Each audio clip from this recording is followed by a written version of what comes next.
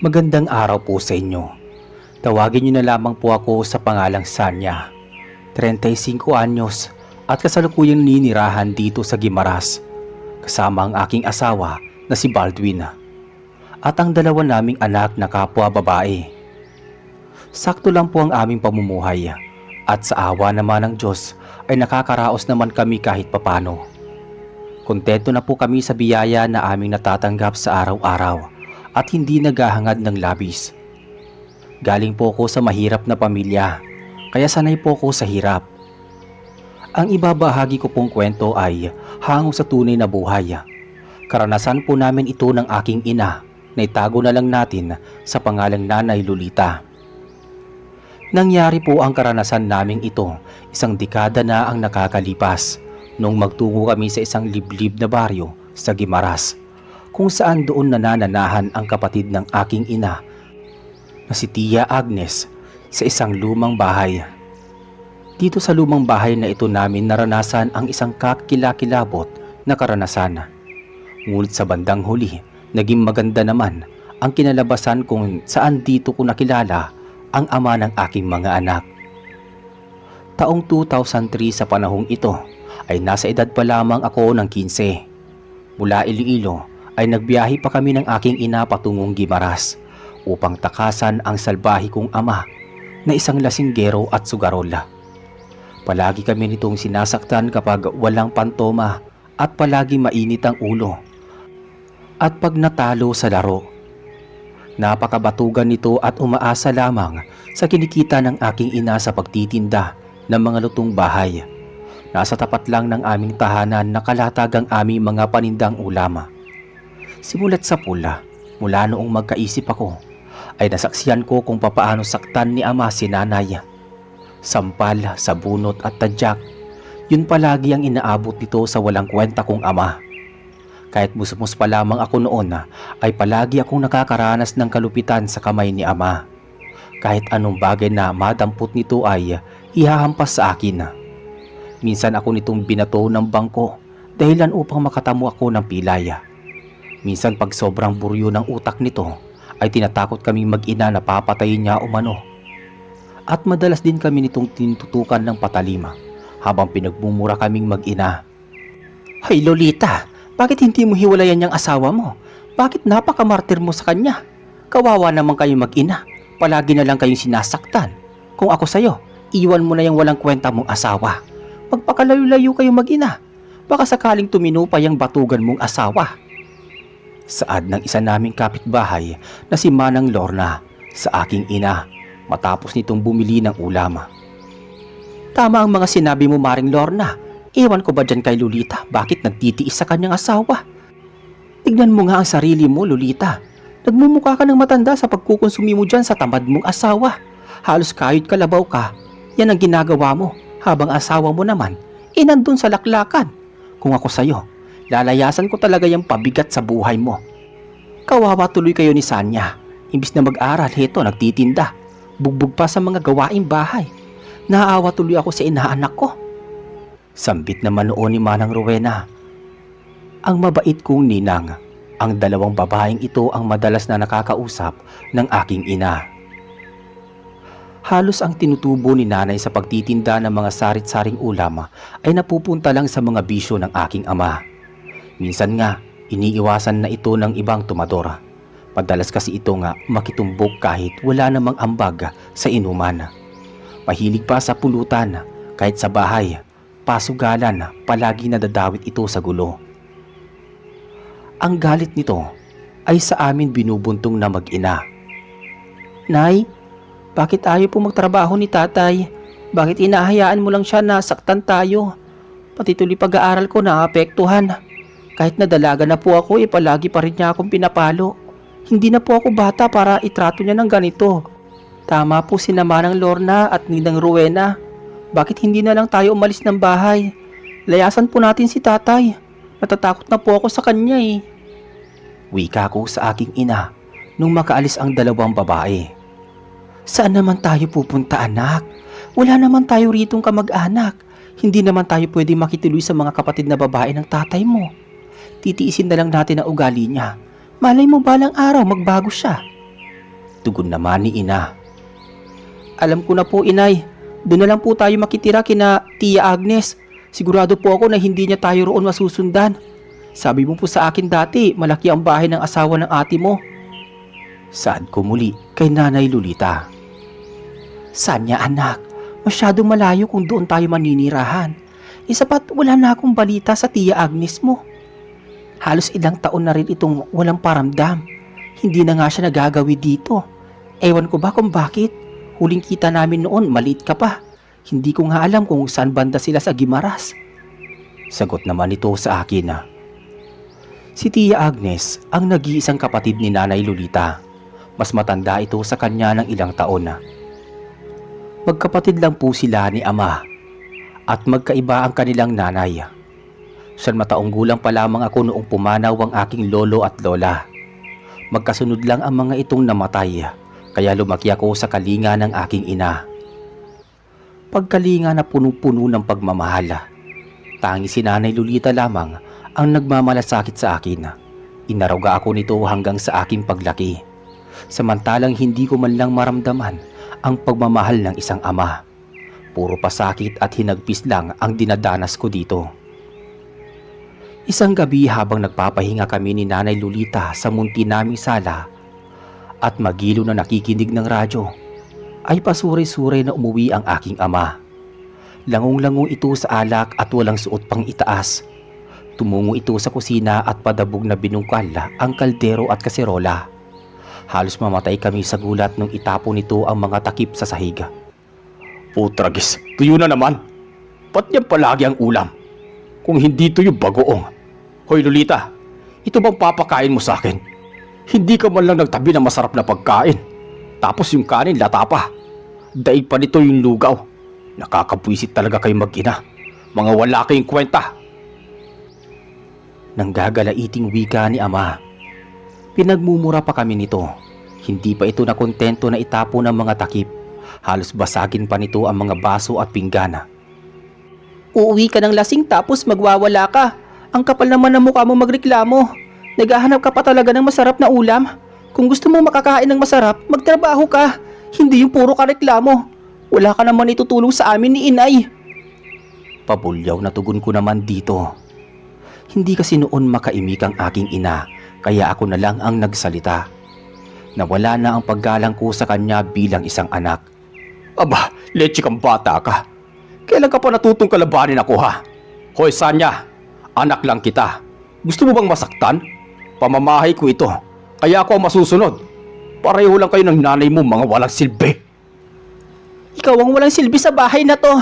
Punong-puno na talaga ako sa'yo. Subukan mo lang akong saktan at hindi ako magdadalawang isip na patulan ka. Hindi na ako bata na iiyak-iyak lamang tuwing sinasaktan mo. Kung kaya kang tiisin ni inay, pues hindi ako. Kayang-kaya na kitang labanan. Sanya, tumigil ka na. Lasing ang tatay mo. Kahit ganyan ang ama mo, igalang mo pa rin siya. Kaya tama na, manahimik ka na.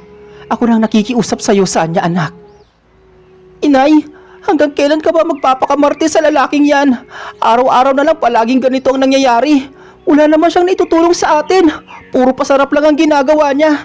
Ni hindi nga niya nagagawang magpakaama sa akin eh. Kaya paano ko siya ituturing na isang ama?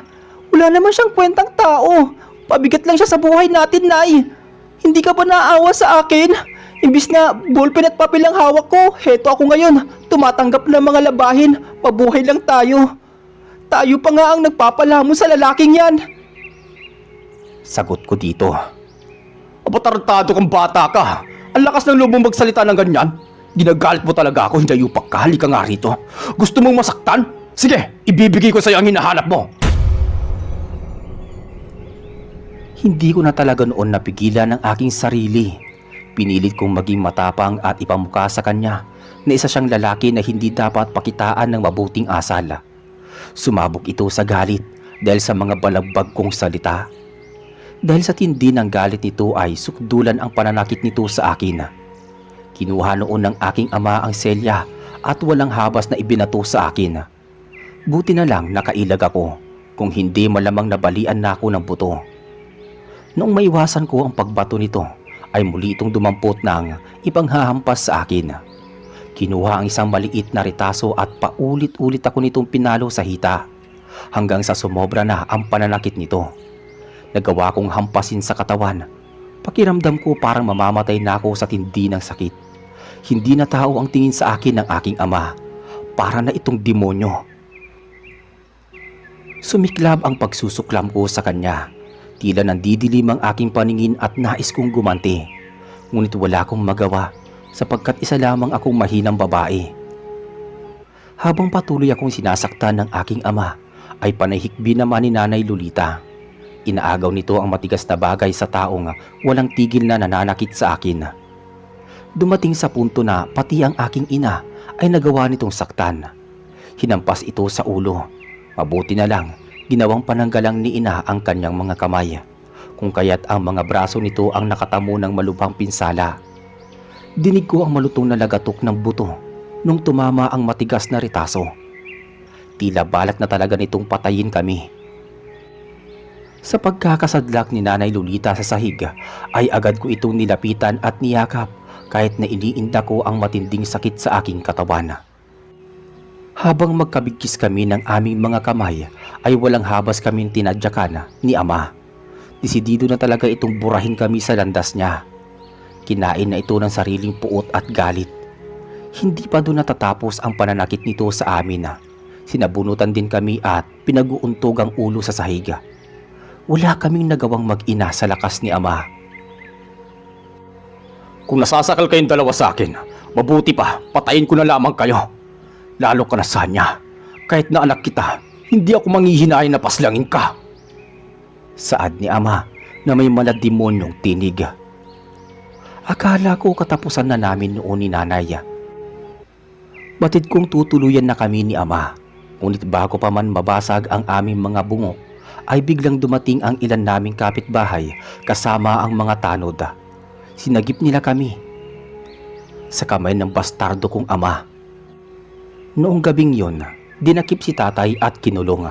Ngunit agad naman itong makakalabas sa kulungan kinabukasan.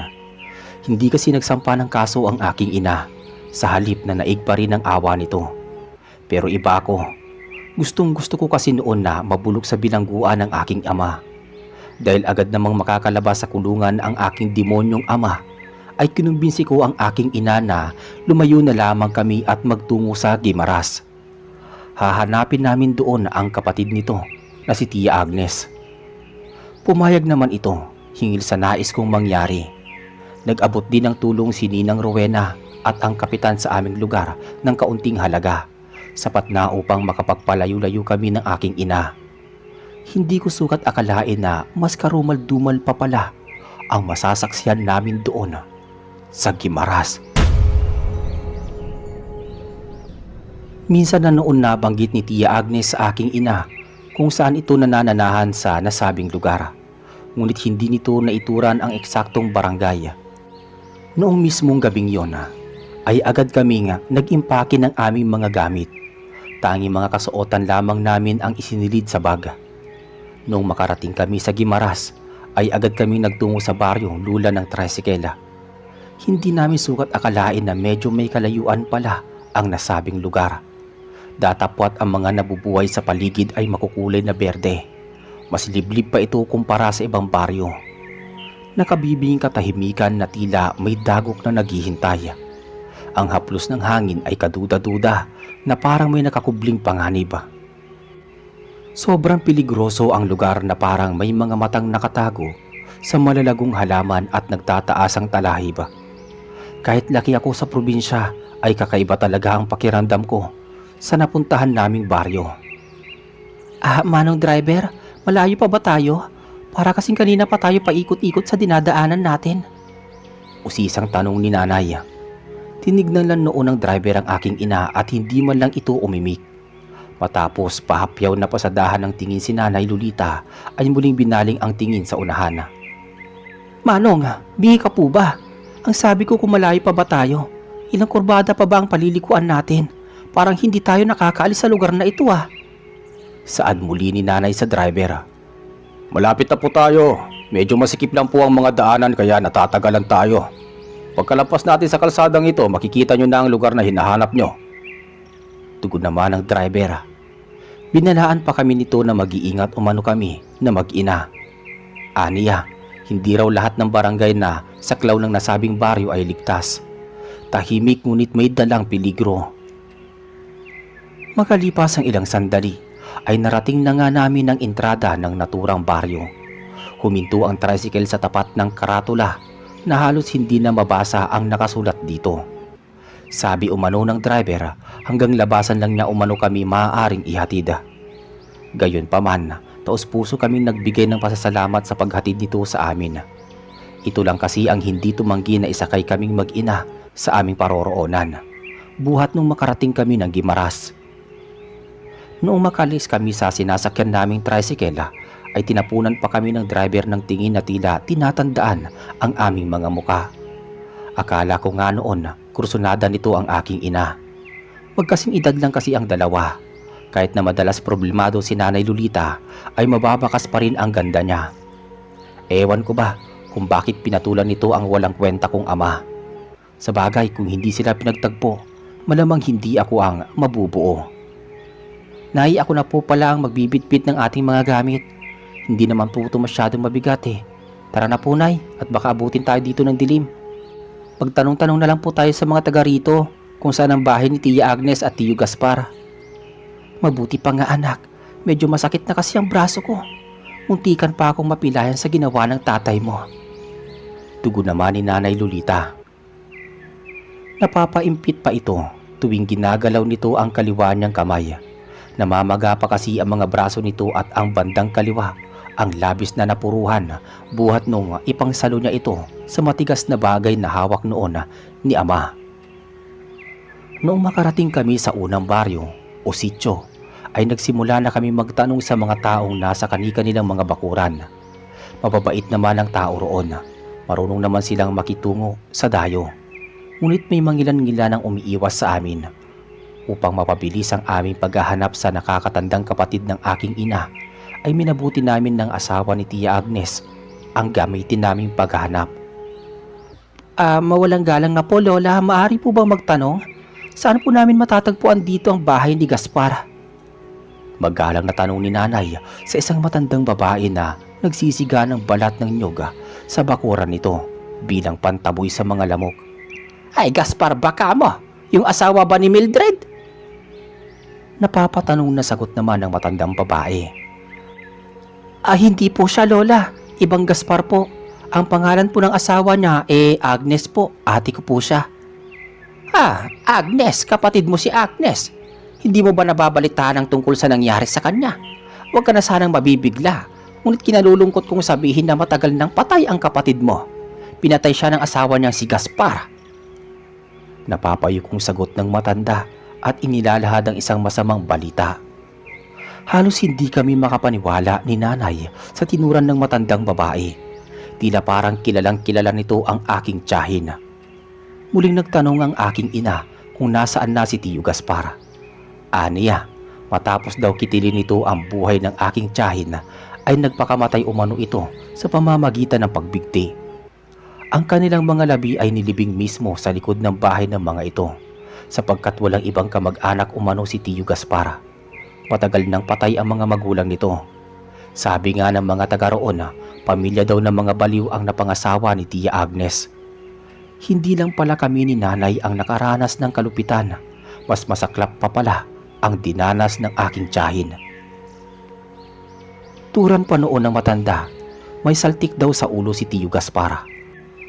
Ngunit ang nakapagtataka ay hindi naman ito kalugar sina Tia Agnes at Tio Gaspar.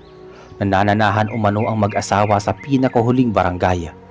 Marahil sadyang kumalat lang talaga ang balita, kung kaya't alam na alam nito ang buong istorya. Lola, kung matagal na po silang patay, sino na ho ngayon ang nakatira sa kanilang bahay? Naikwento kasi noon ng kapatid ko na malaki daw umano ang bahay ng kanyang napangasawa.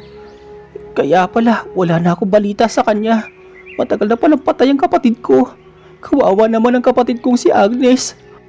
Mapait ang sinapit niya, nakamatayan sa kamay mismo ng sarili niyang asawa. Naluluhang saad at tanong ni Inay sa matandang babae. Sagot naman ng matanda, Mahigit 1 taon nang umanong naabandona ang tirahan ng mag-asawa. Napapabayaan na ito at nasisira na ang ibang parte ng nasabing bahay. Ngunit makalipas lang 1 taon ay bigla itong pinamahayan ng isang pamilya na galing pang Siquijor, ang lugar kung saan nagmula ang angka ni Tio Gaspar. Nagpakilala na kamag-anak daw ito ng lalaki. Ilag daw ang mga ito sa mga tao, tahimik at bihirang magsalita at makitungo. Ang malaking suliranin namin noon na mag-ina kung saan kami manunuluyan, hindi naman kami maaaring tumira sa bahay ng matanda sapagkat maliit lamang ang tahanan nito. Marami din ang bilang ng kanilang pamilya. Sobrang nakakahiya kung makikisiksik pa kami na mag-ina. At dahil sa alanganin naming sitwasyon ay naglakas loob kaming pumunta sa bahay ng yumaong mag-asawa, lalo't kapamilya naman ito ni Tio Gaspar, ang bagong nakatira doon. Naisip namin, kakapalan na lang namin ng aming muka. Kung ako sa inyo, hindi na ako makikituloy sa bahay na iyon. Hindi naman sa tinatakot ko kayong mag-ina. Iba talaga ang kutob ko sa pamilyang naninirahan doon. Bakit hindi na lang kayo bumalik sa inyo? Maaari naman kayo rito magpalipas ng gabi sa bahay. Tapos pagkabukas din magbiyahe na kayo pabalik sa lugar nyo. Saad na babala ng matanda at nang magandang loob na patuluyin kami sa kanyang tahanan. Tumanggi si Nanay Lolita sa alok ng matanda. Buo na ang pasya namin na mag-ina na hindi na kami muling babalik sa lugar na aming pinanggalingan. Kaya nung mismong hapong yun ay nagtungo kami sa dating tirahan ni Tia Agnes at Tio Gaspar. Halos inabot kami ng dilim bago narating ang panghuling barangay. Bukod sa mabibilang lang ang kabahayan doon ay magkakalayo pa ang agwat. Literal na sobrang napakaliblib ng nasabing barangay. Napakadilim ng buong paligid. Walang kuryente at tanging mga gasera lang at kandila ang mga gamit ng bawat naninirahan doon. Nay, marahil yun ang dating tirahan ni Tia Agnes at Tio Gaspar. Wika ko sa aking ina, sabay turo sa malaking lumang bahay na napaliligiran ng puno ng madre cacao na nagsisilbing bakod. Nakatirik din ang nasabing bahay sa lilim ng malaki at matayog na puno ng anahaw. Halos magsitayuan ang aking mga balahibo nung unang maispatan ko ang lumang bahay. Madilim ang bandang ibaba at maliwanag naman sa parting taas. Gawa lamang ito sa kahoy ngunit halatang matibay. Sinaunang disenyo ang datingan at nanilok ng mga bintana sa makikintab na kapis na ginawang parola. Agaw pansin din ang biranda na may mga nakaduklay na bungo ng hayop. Anak, parang namumutla ka yata. Nanginginig ang mga kamay mo. Saad ni Nanay Lolita. Nung makalapit kami sa nakasaradong pinto, mula sa kinatatayuan namin ay dinig namin ang mga kalansing ng kutsara na gumuguhit sa babasaging pinggan. Akmang kakatukin na sana na ina ang pinto ay biglang lumangit-ngit ang dahon ng pintuan at dahan-dahan itong bumukas. Gumuhit sa aming paningin ang katawan ng isang babae na may malaking umpok sa likod nito. Sa madaling salita ay kuba.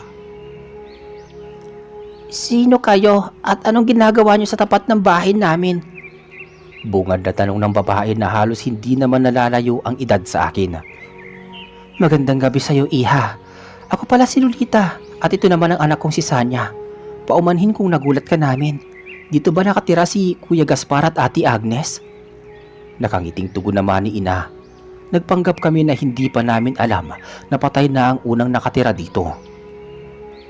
Tinanong ng babaeng kuba ang aking ina kung kaano-ano ba nito ang mga taong kanyang nabanggit.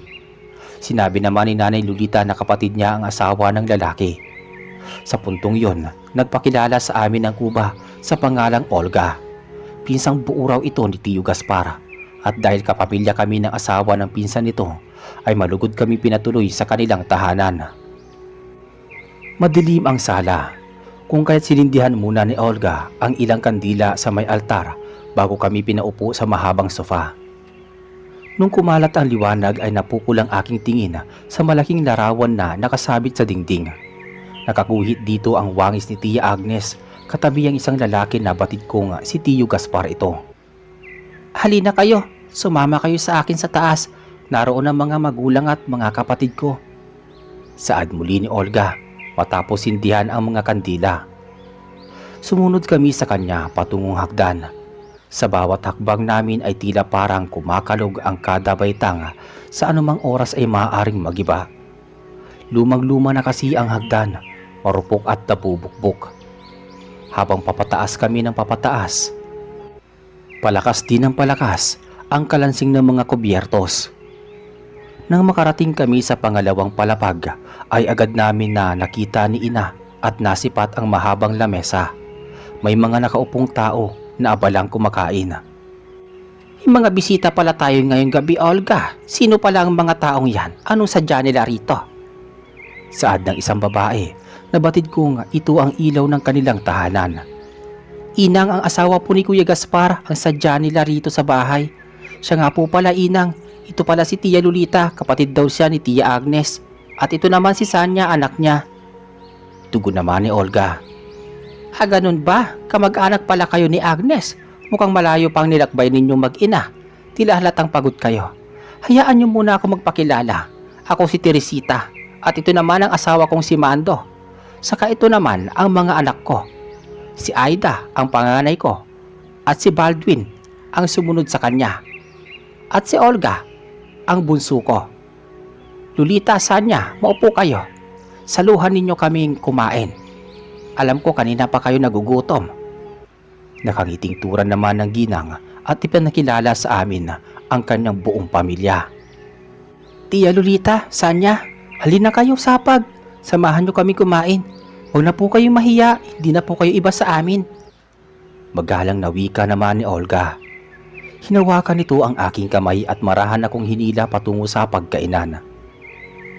Halos matakam ako sa dami ng pagkain nakalatag sa ibabaw ng mahabang lamesa na nasasapinan ng puting tela. Nanuot din sa aking ilong ang napakabangong aroma ng mga putahing nakahanda. Halos puro karne ang kanilang pinagsasaluhan sa hapunan. Pati si Nanay Lolita ay napapalunok sa mga putahing nakahain. Lolita, Sanya, kumain lang kayo ng kumain. Huwag kayong mahihiya sa amin. Magpakabusog kayo hanggat gusto ninyo. Ganito talaga kami. Palaging puno ang lamesa. Napakasipag kasi magluto ng aking asawa. Wika ni Tio Mando. Nakaupo ito sa harapan namin. Sanya, bakit dalawang putahe lang ang kinakain mo? Ayaw mo bang subukan ng ibang ulam? Subukan mo kayang tikman ng dinuguan. Sigurado ako magugustuhan mo ang lasa nito. Sobrang sarap kaya ng pagluluto ni Inang ng dinuguan. Heto, ako nang maglalagay sa plato mo. Napapangiting tanong ni Olga. Nagustuhan ko kasi noon ang lasa ng adobo, kaya panay ito lang ang inuulam ko. Isa pa, hindi ako mahilig kumain ng dinuguan. Ewan ko ba kung bakit, hindi ito ang angkop sa aking panlasa. Nais ko mang tumanggi ngunit hindi ko magawa. Nakakahiya naman kasi kung tatanggihan ko ang babaeng Kuba, lalo't mabait ito sa akin. Kahit na iyon ang unang beses naming pagkikita. Palagi itong nakangiti at magiliw magsalita. Masasabi ko noon na hindi ito mahirap kaibigan. Maliban na lamang kina Aida at Baldwin, kakaiba kasi ang mga titig nila. Malamig ang bawat tapon ng tingin. Noong tikman ko ang dinuguan ay nagustuhan ko talaga ang lasa nito. Sobrang lambot ng karne at madali lang matunaw sa bibig. Malasang malasa ang malapot na sabaw. Matapos namin kumain ay kinausap kaming mag-ina ni Tia Teresita na patay na umano sina Tia Agnes at Tio Gaspar. Upang hindi kami mapaghalataan na alam na namin ang tungkol sa bagay na iyon ay napanggap kaming nagulat.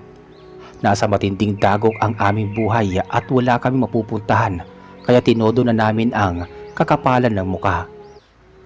Nakiusap si Ina sa ginang kung maaari kami makituloy sa kanilang tahanan. Pumayag naman si Tia Teresita sa aming pakiusap, lalo't malaki naman ang bahay nila. May ilang bakanting silid na maaari naming maging panuluyan. Dahil nasa bandang taas ang mga silid ng nasabing pamilya, ay doon na lamang kami tumira sa unang palapag. May isang kwarto doon na malapit sa likod ng bahay kung saan naroon ang hawla ng kanilang mga alagang baboy. Pag-aalaga ng mga hayop ang pinagkukunan nila ng kabuhayan. Sa unang gabi pa lang na pananatili namin sa lumang bahay na iyon ay may kakaiba na akong nararamdaman. Pakiwari ko may mga matang palihim na nakamasid sa amin habang nakahiga kami ng aking ina. May naririnig akong kaluskos sa pangalawang palapag, tila parang mabibigat na yabag, at mga garalgal na boses na tila parang tinig ng mga hayop. Sa mga lumipas na araw ay maraming katanungan sa aking isipan na nais kong mabigyan ng kasagutan. Napapaisip ako kung bakit bihira lamang lumalabas ang kanilang silid itong si Aida at Baldwin. Habang sina Tia Teresita at Olga naman ang palagi nag-aasikaso sa mga alaga nilang hayop. Palagi kasi noon na wala si Tio Mando. Madaling araw pa lang ay umaalis na ito patungong kasukalan. Medyo magubat kasi ang likod. Nagtataka din ako kung bakit malapit lang sa tangkalan ang himlayan ni na Tia Agnes at Tio Gaspar. Hindi lang puntod nila ang nanduroon. Meron pang dalawang nakahimlay at palaisipan din sa akin kung bakit nasa ikalawang palapag ang kusina at kung bakit palaging nakabukas ang mga bintana kahit sa kasagsagan ng gabi. Ang lumang bahay ay punong-puno ng pagdududa. Animoy may nakatagong lihim na matagal nang nagtatago sa ilalim ng lupa. Sa mahigit isang buwan na pananatili namin ni Nanay Lolita ay hindi na lamang namin binigyan ng pansin ang nakabalot na hiwaga. Nagpakatatag kami at nilabanan ang sariling takot. Dahil malayo sa bayan ang kinatitirikan ng lumang bahay, ay nahirapan kami makahanap ng trabaho. Kaya ang ginawa namin ni Ina ay nagsilbi kami nilang katulong. Kami ni Nanay Lolita ang nagsasagawa ng gawaing bahay. Ngunit pinagbabawalan kami mag-ina na magtungo sa kusina, lalo na sa gabi. Ewan ko ba kung bakit. Linis at paglalaba lang ng damit nila ang tanging gawain namin. At pagdating naman sa pagkain ay hindi kami tinitipid. Palaging busog ang hapag na akala mo'y palaging may handaan. Pagdating naman sa taong makakausap ay madalas si Olga ang palaging nandyan. Ito ang palagi kong kaututang dila. Tulad ng sabi ko, magiliw ang babaeng Kuba. Hindi mawala-wala ang ngiti sa labi tuwing nagsasalita. Iyon nga lang, madalas ito ang napapagalitan ng kanyang mga magulang buhat nung maging malapit kami sa isa't isa. Si Olga kasi ang tipong babae na hindi pala ayos sa sarili. Paulit-ulit kong magsuot ng damit at bihira lang din maligo. Buwaghag ang buhok at maraming kuto. Hindi nga marunong magputol ng kuko. Para itong palaboy kung titignan. Kaya kaawa-awa. Nais kong ipamulat sa kanya kung papaano maging isang babae. Tinuruan ko ito kung papaano ayusin ang sarili. Hindi kasi bumabagay ang magiliw nitong ngiti sa kanyang wangis. Binigyan ko rin ito ng ilang pirasong damit. Sinuklay ko ang buhok nito at paunti-unting tinanggal ang sandamakmak na peste sa ulo. Natuwa pa nga si Olga nung lagyan ko ng pabango ang suot niyang damit. Sa ginawa kong pagtulong ay naging presentable ang kanyang anyo. Hindi na ito dugyutin tignan, ngunit ang ginawa kong pagtulong ay labis na ikinagalit ni Tia Teresita sa anak nitong Kuba. Isang gabi habang magkakasalo kami sa pagkainan ay panay ang bahing ng mag-asawa. Pati sina Aida at Baldwin ay nakasimangot sa pagkakasinghot-singhot na animoy may hindi kanais-nais na hindi tanggap ng kanilang pang-amoy. Para silang nawalan ng ganang kumain. Noong mga oras na yon ay tanging mabangong aroma ng mga pagkain at pabango ni Olga ang nanunuot sa aking ilong. Ibinigay ko kasi rito ang tira kong pabango na malapit nang maubos. Olga, sino ang nagsabi sa'yo na gumamit ka ng pabango? Saan galing ang pabango mo? Galing ba kay Sanya? Tanong nito sa anak.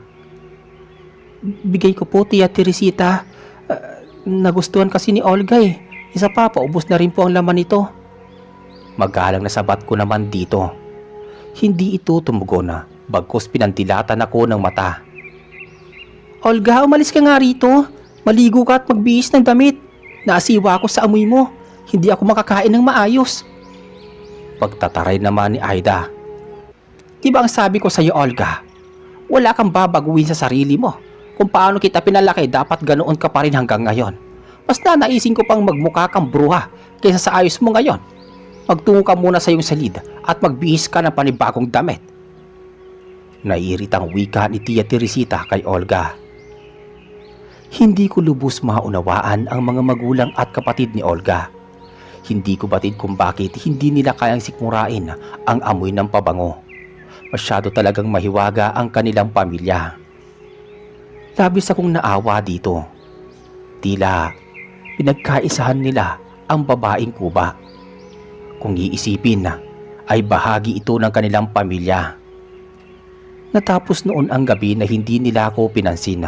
Halatang galit na galit sa akin ang mga ito. Sumapit ang hating gabi ay hindi ako nadapuan ng antok. Hindi pa rin mawala sa isip ko ang nangyari kanina sa pagkainan. Nais kong damayan si Olga at balak kong humingi ng tawad dahil sa akin napahamak siya. Sa aking pagkakahiga ay mahimbing namang natutulog ang aking ina. Maya't maya ay bigla kong nakarinig ng pag-iyak mula sa taas. Si Olga agad ang unang pumasok sa aking isipan, ngunit hindi ako maaaring umakyat sa ikalawang palapag. Ay, kawawa naman si Olga. Palagi na lang napapagalitan. Wika ko sa aking sarili. At dahil hindi ako tinatablan ng antok, naisipan kong magpahangin sa labas. Sa ilang buwan na pananatili namin ni Nanay Lolita, ay nasanay na rin ako sa dilim. Hindi na ako nangangapang gumalaw. Isapat may kaunting liwanag naman na nagmumula sa kandila na nanggagaling sa aming silid.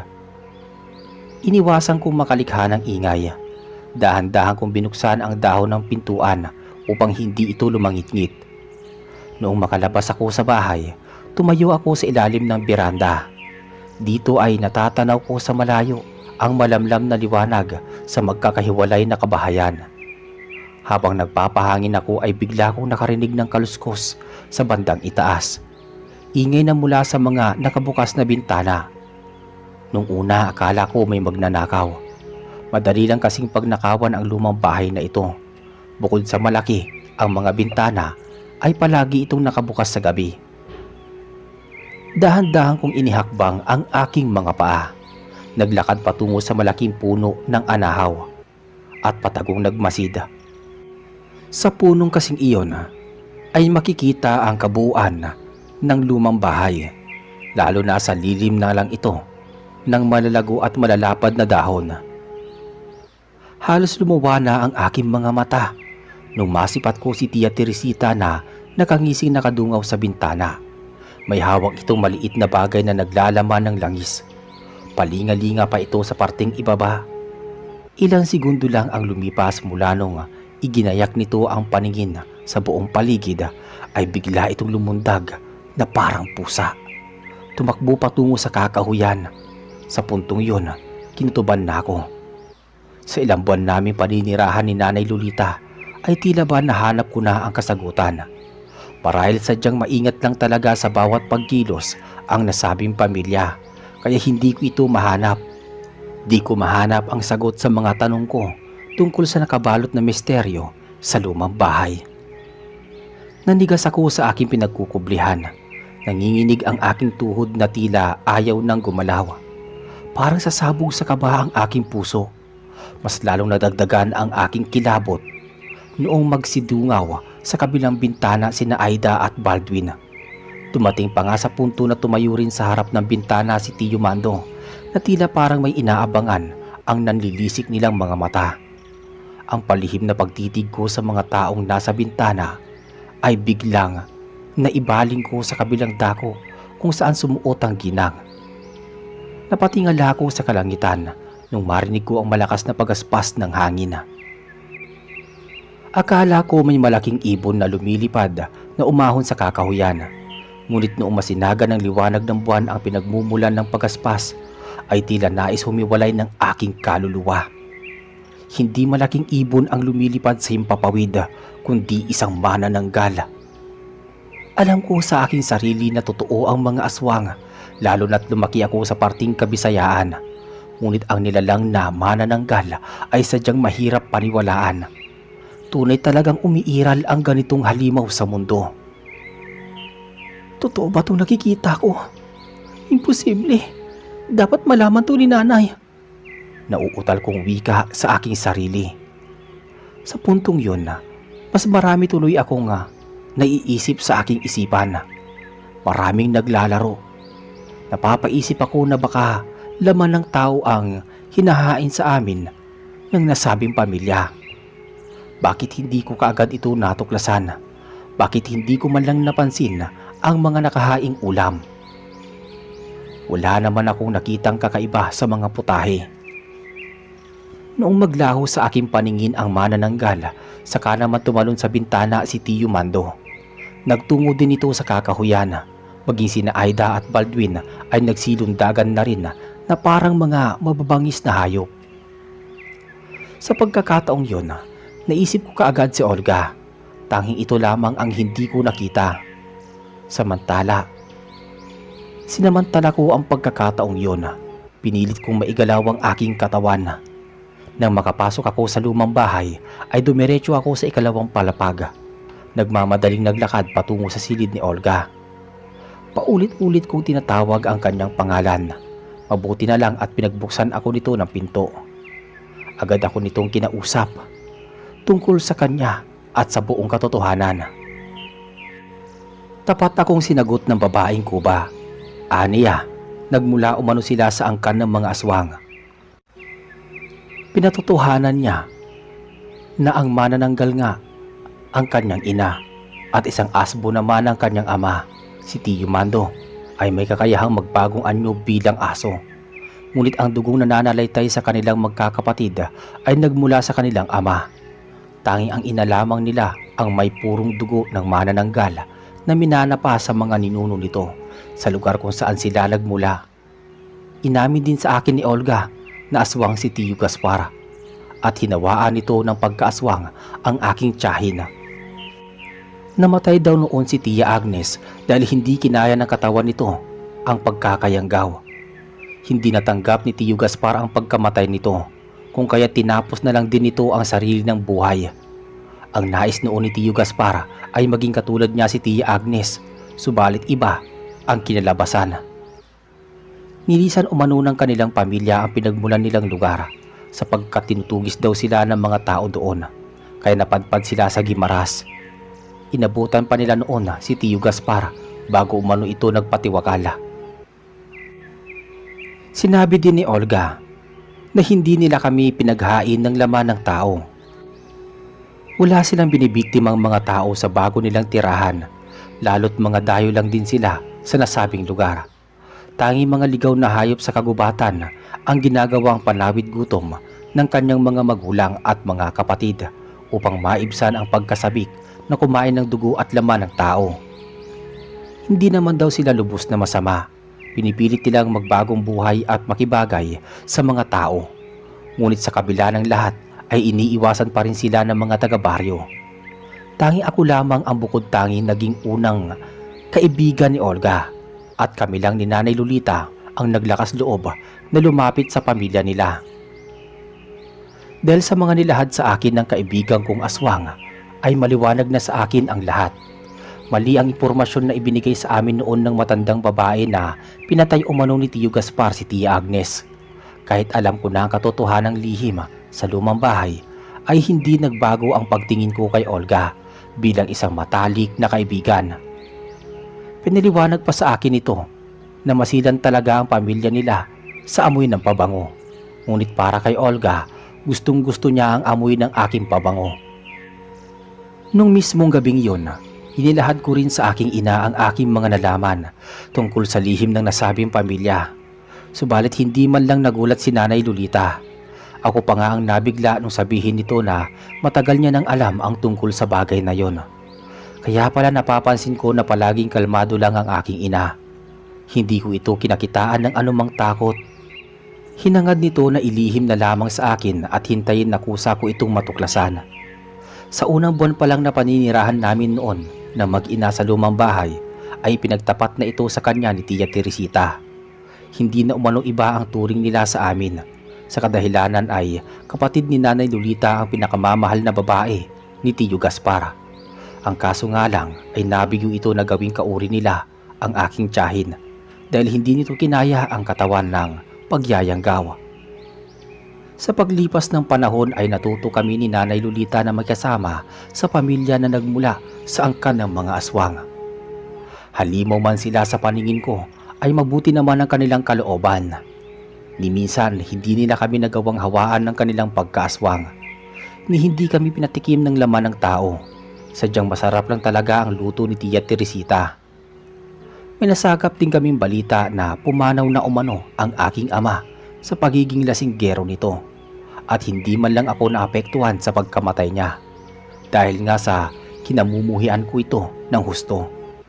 Muntikan pa niya kami noong patay mag-ina. At hanggang dito na lamang po ang aking kwento.